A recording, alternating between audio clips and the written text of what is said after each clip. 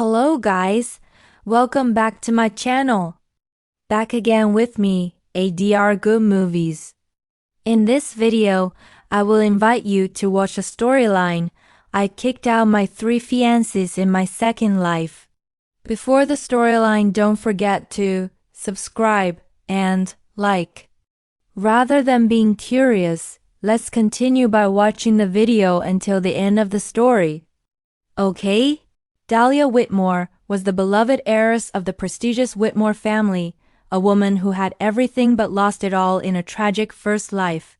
She had devoted her heart and soul to her 3 adopted brothers, Grant, Chase, and Caleb, who were destined to be her fiancés. However, their loyalty was stolen by Chloe, a manipulative, poverty-chic student the family sponsored, who feigned a terminal illness to garner their sympathy. In her previous life, Dahlia was cast aside, accused of bullying the fragile Chloe, and ultimately died alone and filled with regret while her brothers fawned over the imposter. But fate granted Dahlia a second chance. She woke up in her bed, reborn to a time just before her wedding, with her memories of their betrayal sharp and fresh. Realizing that her devotion had been wasted on ungrateful men, Dahlia decides to rewrite her destiny, starting with a phone call to her grandfather to accept the proposal of Adrien Santoro, the feared Mafia king she had previously rejected 99 times. Armed with the knowledge of the future, Dahlia returns to the Whitmore villa not as a victim, but as an executioner of ties. She finds Chloe living in her bedroom, wearing her clothes, and being coddled by the 3 brothers who accuse Dahlia of being a psycho for wanting her own space back. Dahlia wastes no time in shattering their delusions. She coldly kicks them out of her room, rejects their gaslighting attempts, and begins a systematic destruction of the past. She smashes the racing trophy Chase gave her, destroys the painting Grant spent days creating, and throws out the crystal ball from Caleb. To the brothers, this is a tantrum. To Dahlia, it is a liberation. She announces that she will reclaim her shares, sell the villa they are living in, and strip them of the luxury they have taken for granted, all while preparing for her true wedding to Adrien. The tension escalates when Dahlia wears a custom haute couture dress to a family gathering, outshining Chloe, who tries to frame Dahlia for theft. Chloe claims Dahlia's engagement ring, a unique piece designed by Adrien, is actually hers, given by the brothers. The brothers, blinded by their obsession with Chloe, blindly support this lie, demanding Dahlia return the ring. Dahlia humiliates them by revealing her initials engraved inside, proving their incompetence and Chloe's deceit. Despite the evidence, the brothers refuse to apologize, doubling down on their loyalty to the sick Chloe. The story culminates on the wedding day. The brothers believe Dahlia is bluffing about marrying someone else and mock her fake wedding venue. Their arrogance shatters when a fleet of luxury cars arrives, and the guards announce they are there to escort the bride of Mafia King Adrien Santoro, leaving the 3 brothers in the dust of their own regret. To truly understand the magnitude of Dahlia's transformation, one must first step into the cold, confusing moments of her awakening. The transition from death to life is not a gentle slide, it is a violent jolt. Dahlia gasped for air, her lungs filling with the scent of lavender from her old bedroom, a scent she hadn't smelled in years since being exiled in her past life. Her hands, which had been cold and lifeless moments ago in her memory, were now warm and clutching silk sheets. She looked around the room, expecting the sterile white walls of the hospital where she had died abandoned. Instead, she saw the opulent decor of the Whitmore villa. The realization washed over her like a tidal wave. She was back. The pain of betrayal, the stinging insults from Grant, Chase, and Caleb, and the smug smile of Chloe as she took Dahlia's place, it all came rushing back, not as a nightmare, but as a warning. The universe had pressed rewind, and Dahlia realized with a chilling clarity that the tears shed in her last life would become the fuel for the fire she was about to light in this one. The first test of her new reality came with the ringing of her phone. It was her grandfather. In her previous life, Dahlia had ignored his advice, blinded by her infatuation with her adopted brothers. She remembered how she had cut ties with him to please them, a mistake that haunted her deathbed. Hearing his voice now, gruff but affectionate, broke something open in her chest.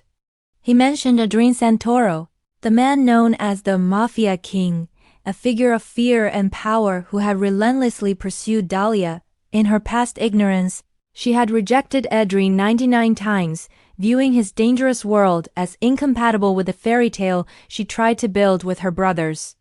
But the fairy tale had been a horror story. Dahlia gripped the phone, her knuckles turning white. She made the decision in a split second. "I accept," she said, her voice steady. "I will marry Adrien Santoro." It was the first domino to fall, a decision that shifted the axis of her entire world from submission to dominance. Returning to the common areas of the villa, Dahlia encountered the scene that would have broken her heart in her previous life, but now only hardened her resolve.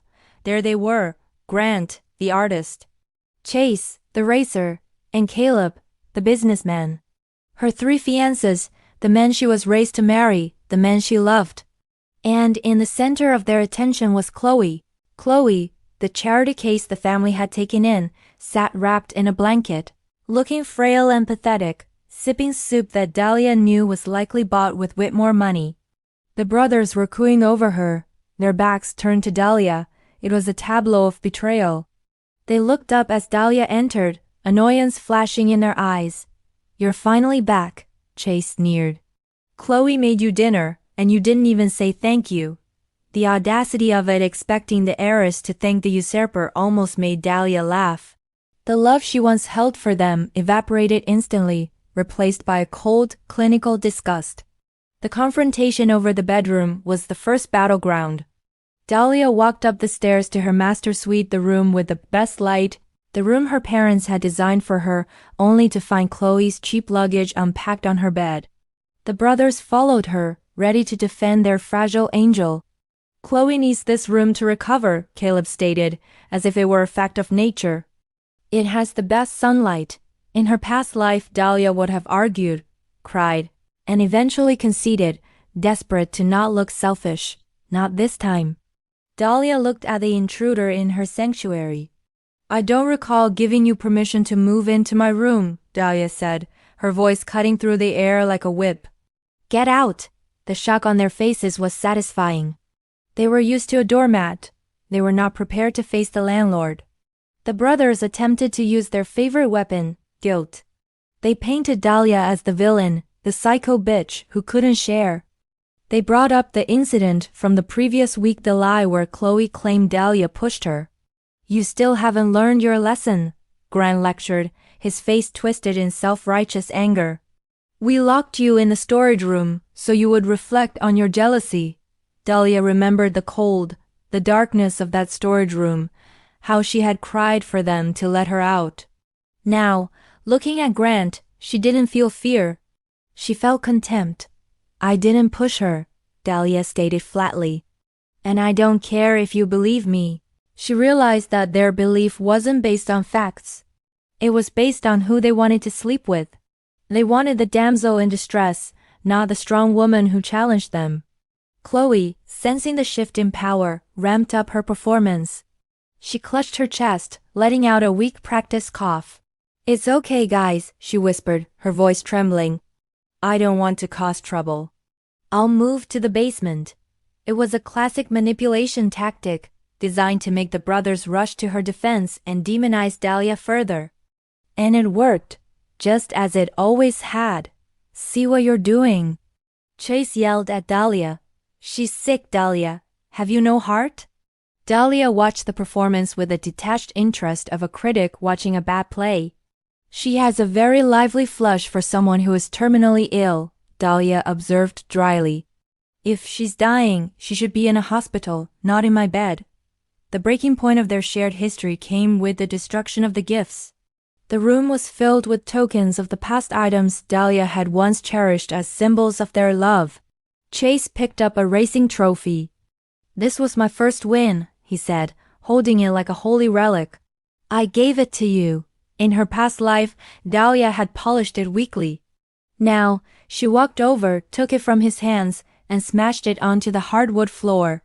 The metal clanged and dented, the sound echoing through the silent room. "Trash," she said. She moved to the painting Grant had made a portrait of her that took him 3 days. She ripped the canvas down the middle without hesitation. "Garbage." Then the crystal ball from Caleb, smash. With every item she destroyed, she felt a chain breaking. She wasn't just breaking objects. She was breaking the hold they had on her heart. The brothers stood frozen, staring at the debris of their shared memories. They couldn't comprehend it. To them, Dahlia was defined by her adoration of them. Without that adoration, they didn't know who she was. "You've lost your mind," Caleb whispered, looking at the shattered glass. "You treasured these things." Dahlia dusted off her hands, looking him dead in the eye. "I treasured them because I loved the people who gave them to me. But those people don't exist. You are just strangers occupying my house." It was a profound statement of severance. She was evicting them from her heart before she evicted them from her home. The financial retaliation began swiftly. Dahlia knew that the brothers' arrogance was funded by the Whitmore fortune, her fortune. They acted like kings, but they were living on an allowance. "My grandfather gifted me this villa," Dahlia announced. Selling it. The listing goes live today." The color drained from their faces. They lived here rent-free. They hosted their parties here. They moved their mistress in here. "You can't do that," Grant stammered. "This is our home." Dahlia smiled. A cold, sharp smile. "It was never your home. It was a charity lodging. And charity is over." She instructed the security team to remove Chloe's belongings immediately. "Get this garbage out of my room," she ordered, pointing at Chloe's bags. The conflict moved from the private sphere to the public eye at the graduation gala. This was meant to be Chloe's night, organized by the brothers to celebrate the girl they sponsored. Dahlia arrived late, and her entrance sucked the air out of the room. She was wearing a custom McQueen haute couture gown, a masterpiece of fabric and design that cost more than the brothers' cars combined. Chloe, standing in a respectable but off-the-rack dress the brothers had bought her, looked instantly cheap by comparison. The visual storytelling was clear. The queen had returned and the pretender was exposed. The brothers were furious. "You're trying to steal Chloe's spotlight," Chase hissed, grabbing Dahlia's arm. "Can't you let her have one night?" Dahlia pulled her arm away, dusting off the sleeve as if he had dirtied it.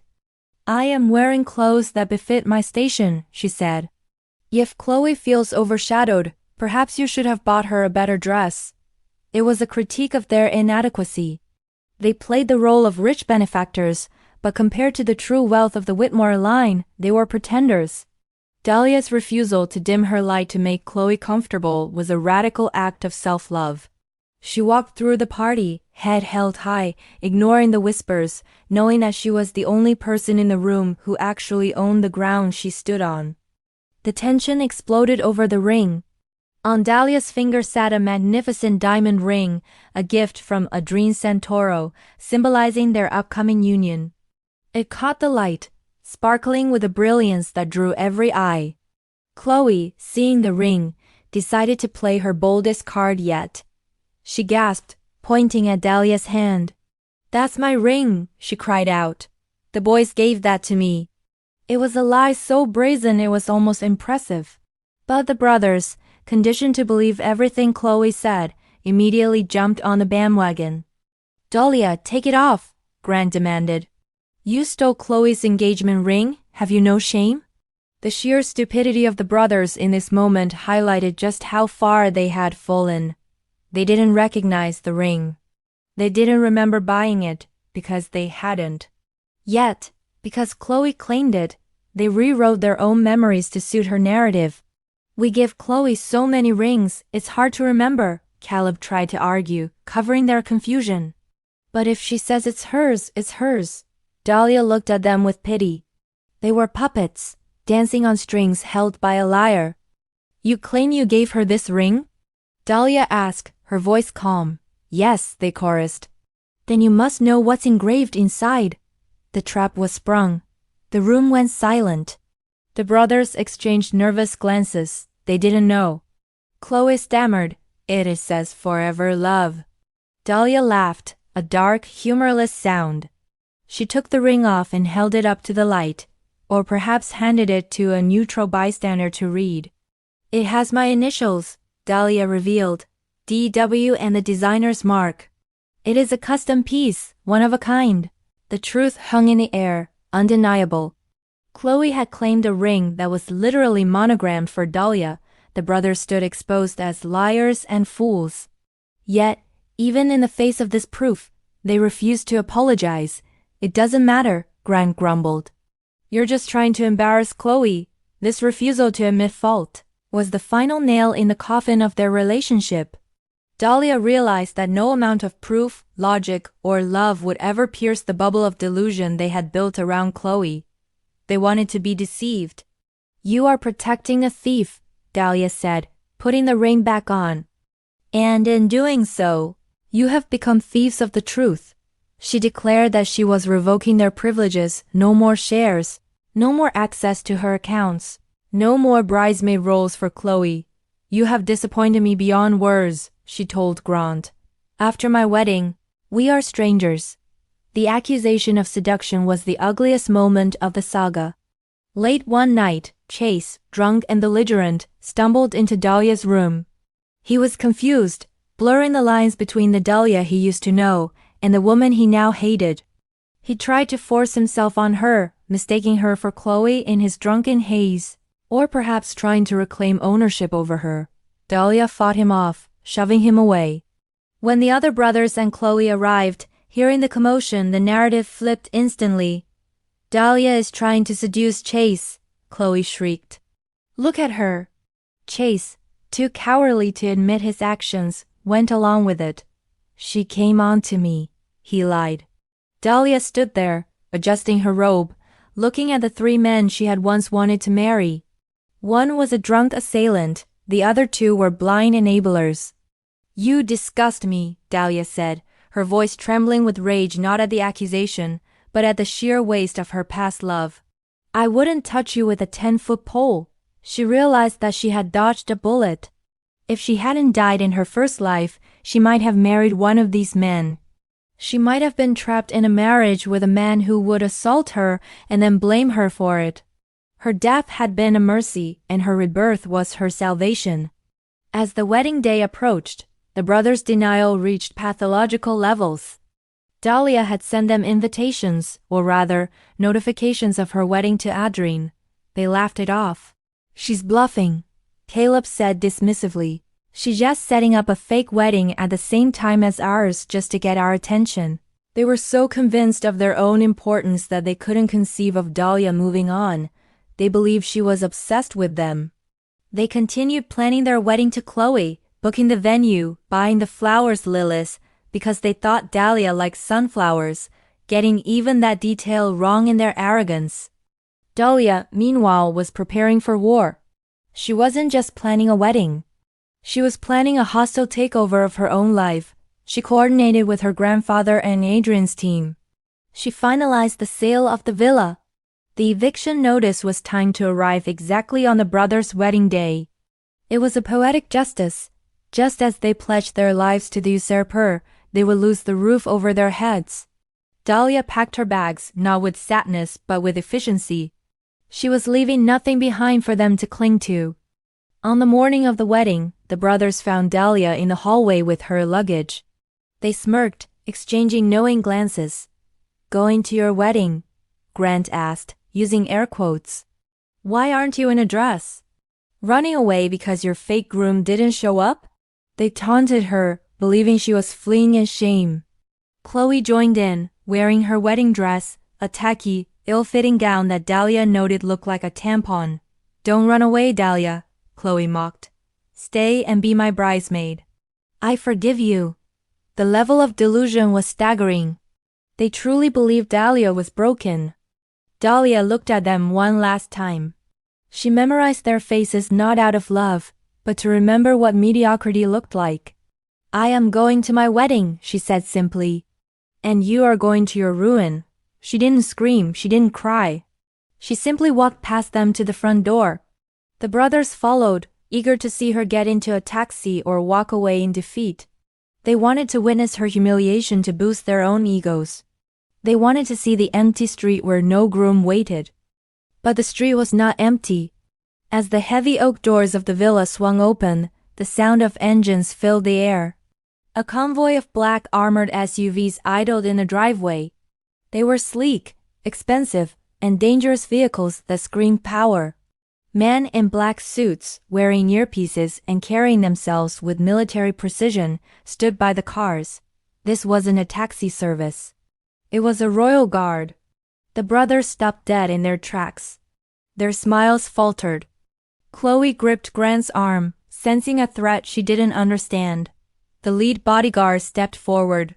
He ignored the brothers completely, walking straight to Dahlia. He bowed low, a gesture of immense respect. "Miss Whitmore," he boomed, his voice carrying across the lawn. "Mafia King Adrien Santoro has ordered us to escort his bride to the wedding." The name hung in the air like a thunderclap. Adrien Santoro. The man the brothers feared. The man who owned half the city. The man Dahlia had supposedly rejected. The shock on the brothers' faces was the sweetest vengeance Dahlia could have asked for. Grant's jaw dropped. Chase looked pale. Caleb took a step back. They realized in that instant that Dahlia hadn't been bluffing. She hadn't been fighting for their attention. She had been playing in a league they weren't even qualified to watch. She was marrying a king, while they were playing house with a pauper. The reality of their loss crashed down on them. They had traded a diamond for a stone. Dahlia didn't look back. She allowed the bodyguard to open the door of the lead limousine. She slid into the leather interior, a world of luxury and safety waiting for her. As the window rolled up, she caught one last glimpse of them. 3 men in cheap tuxedos and a woman in a bad dress, standing on the porch of a house they no longer owned, watching their future drive away. Dahlia smiled. The car accelerated, leaving the villa and her past life in the dust. She wasn't just kicking them out. She was leaving them behind in the mediocrity they deserved. The journey to the cathedral was a victory lap. Dahlia checked her phone. The notification she had been waiting for appeared. Transaction complete. Villa sold. She imagined the moment the new owners would arrive, eviction papers in hand, right in the middle of Chloe's reception. It was petty perhaps, but after 2 lifetimes of suffering, Dahlia felt she earned the right to be petty. She touched the ring on her finger, the real one, the one Adrien gave her. It felt heavy, solid, real. Unlike the fragile, conditional love of her brothers, this ring represented a promise kept. The narrative shifts briefly to Adrien Santoro waiting at the altar. He is a man of few words, a man of action. He had waited a lifetime, perhaps literally in Dahlia's case, for this moment. He knew about the brothers. He knew about the pain they caused her. He hadn't intervened sooner because Dahlia asked him to let her handle it. He respected her need for closure. But now that she was coming to him, he vowed that no one would ever hurt her again. His protection would be absolute. The Mafia King was ready to become a husband. Back at the villa, the brothers were unraveling. The convoy had disappeared, but the silence it left behind was deafening. "Adrien Santoro?" Chase whispered. "She's marrying Santoro?" Panic set in. They realized that by antagonizing Dahlia, they had antagonized the most dangerous man in the city. Their shares were gone. Their house was sold. And now they had an enemy they couldn't defeat. Chloe tried to rally them. "It doesn't matter," she cried. "We have each other." But the brothers looked at her, and for the first time they didn't see a fragile angel. They saw the anchor that had dragged them to the bottom of the ocean. The realization of the second life is crucial here. Dahlia's revenge wasn't just about punishment, it was about correction. In her first life, she died thinking she was unlovable. In this life, she proved that she was the prize.